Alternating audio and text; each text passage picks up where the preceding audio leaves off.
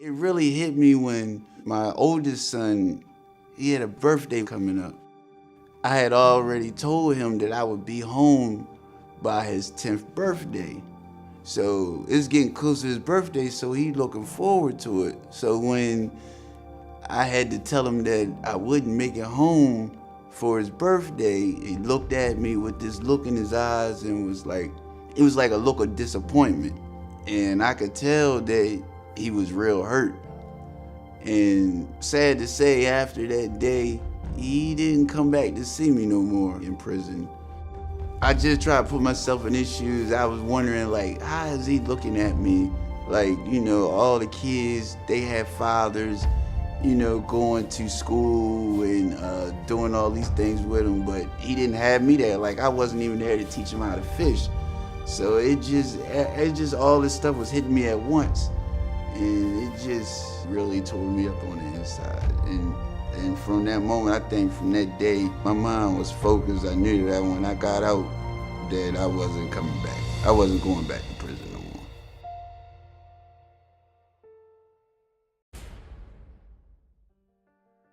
It really is true that the saying that we never plan to fail, we always fail to plan.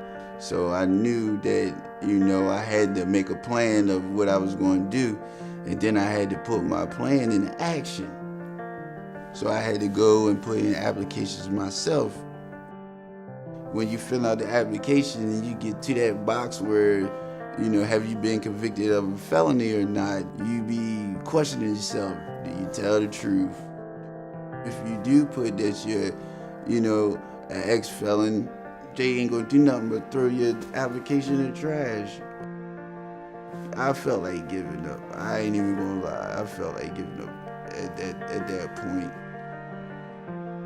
I found another opportunity through social service. It was a flyer. It was stating about a boot camp, a job boot camp for Crystal Steel. So, you know, he was explaining to us about the boot camp and what the boot camp was supposed to do to help the person, you know, whoever, to get employment. And at first I was, you know, I was ready to brush it off. I don't know what was telling me to, you know, try it out. It was like on-job training where you learn, you know, what the company did and how to do the work and stuff, but it was a week-long program. So at the end of the week, we was gonna have a chance of getting an interview at Crystal Steel. My interview came up. It was some basic questions that he stuck to, and the one that I was, I would say afraid to answer, but I was nervous about answering was, have you been convicted of a felony? We got to that question, and I did what, you know, they had taught through the boot camp. You know, you say yes with explanation. Before I started working here, I ain't know nothing about steel, and I learned a lot. The shop depends on me. However much steel I could push on the line for them to run inside the shop, for them to weld and fit, that's how much work they got. I started off from the bottom, you know, having no experience whatsoever, and now I'm a supervisor out in receiving. It's a handful of people I like to thank. First and foremost, I gotta thank my family. Crystal Steel, especially Mike Dorsey, because without him, I wouldn't be where I'm at today.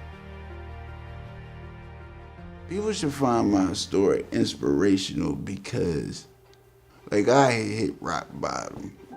And to come out of there after so many years and to be able to put my life in order, if I could do it, I feel as though anybody else can do it.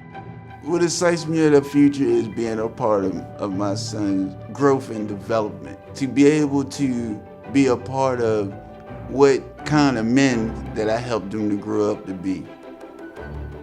I want them to be strong, independent, and always willing to strive for the best. Always try to be the best at whatever they do.